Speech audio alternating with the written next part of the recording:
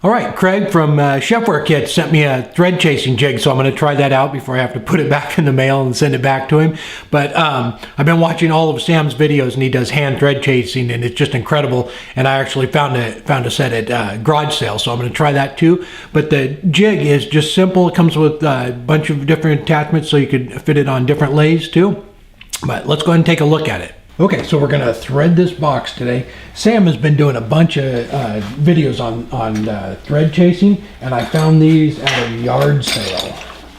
So I am definitely gonna give that a shot. I'll have to go back and watch all of his videos a few more times to see how to do it. But I mentioned it, and Craig from ChefwareKits sent me this jig for doing thread chasing to try out, and so I will show you how to do that and show you it's really simple. So I just made this, and I'll show you how it works. And it's basically just setting it up and turning the knob in, and it cuts them for you. But I definitely want to try a little bit of the hand stuff too. And if you haven't checked it out, Sam from Wyoming, he does some great videos on thread chasing. So go check those out too.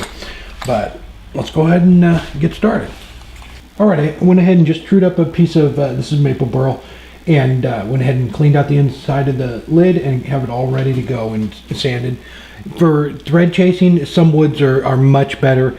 I don't have a piece of cocobolo or boxwood or something that actually works very well, but I'm going to try this, and hopefully it's hard enough to put a nice thread on there. But if you're going to do like hand thread chasing or something, there's a lot of woods that are better than this. So, but I'm gonna try this. So let me show you how the jig works. All right, it's just a few pieces on it. This is what goes in your tool rest or banjo, and these are the threaders. This one is a 16 teeth per inch, and this is a 10, and they just slide. Just pop loosen up the back, slide them in there, and tighten them up, and that's it. And this is just the handle to turn it once it's in here. That's what that's for. And then you can just interchange them just by pulling this off and putting the next one in, whatever size you want. So I'm going to do the 16. I want to make it a little finer thread. I'm going to use that one. All I do is get it to the flat spot there.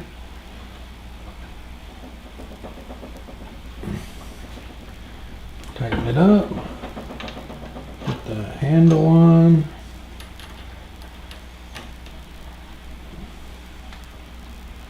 get it right, and tighten that up.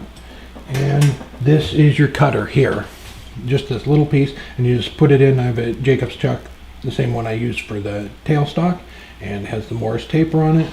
Just slide it right in there, and that'll actually cut the threads. So the next step is, I have my box, the lid all ready to go. So I just take my chuck off, screw it onto this, tighten it down, and we're ready to go.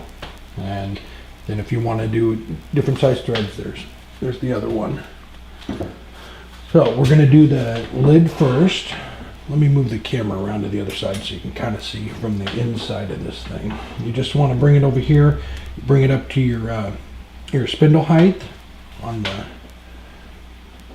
post here. Just kind of eyeball it there.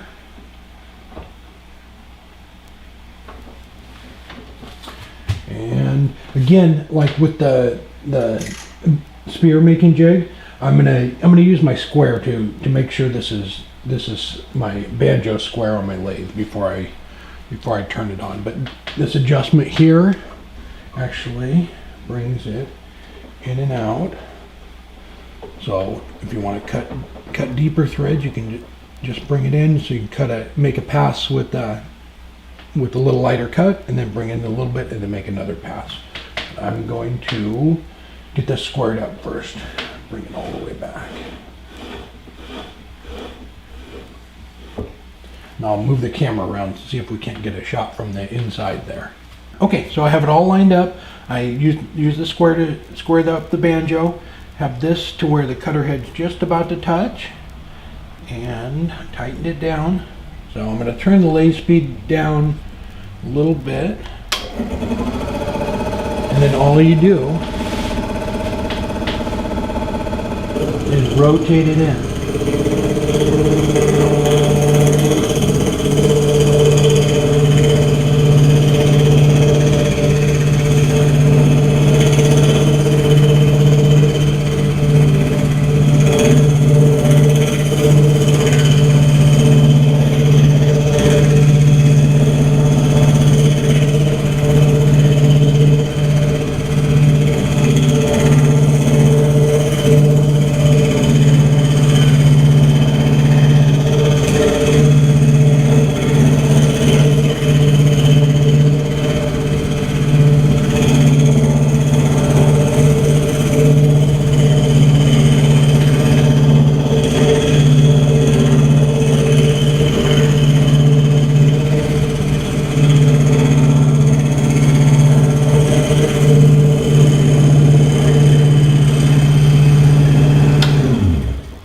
Tapped out. So I'm just gonna unscrew it here, try and clean out a little bit of the sawdust.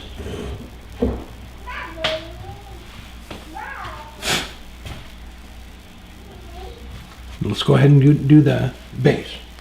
I need to take this out and finish that. Okay, same thing, I just squared it up, brought it right up to where it's going to catch a little, right before it touches, tighten it down, and turn the lathe back on.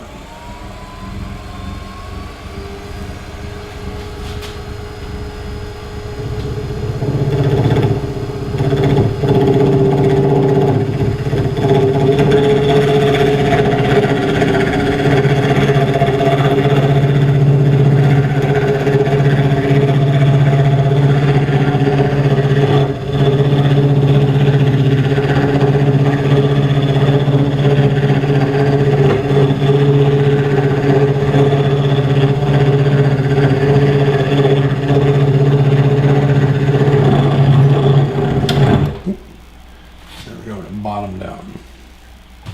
Okay, so I just cleaned up that little bit of tear out that was on the top there, which you can see.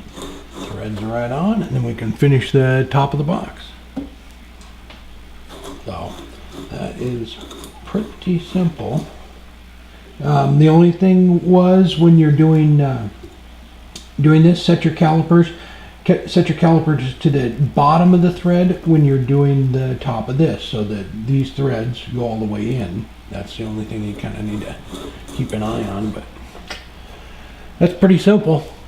It works great. I definitely need to get some harder wood though. This is maple's not good for doing thread, but it's the only thing I could find real quick, and definitely get a piece of cocobolo or something and try it again. But thanks, Craig. That's awesome. I will put it in the mail again and send it back to you. I appreciate you let me try it though. But see that? All you do is set it up and turn the knob, and it makes them for you. And one other thing I forgot to mention was for your banjo, this comes with different size sleeves, and you can adjust it for a full size lathe. It comes with a sleeve that goes in. This is just, I had to put my old banjo back on because the one he sent me was for this lathe. So, but it comes with different size ones for different banjos, and you can adjust the heights for your spindle height, just really easy. All right, I'm going to go ahead and finish the box up now. But thank you again, Craig, and I will put it back in the mail and send it back to you. But thanks a lot, and thanks for watching, and don't forget to subscribe.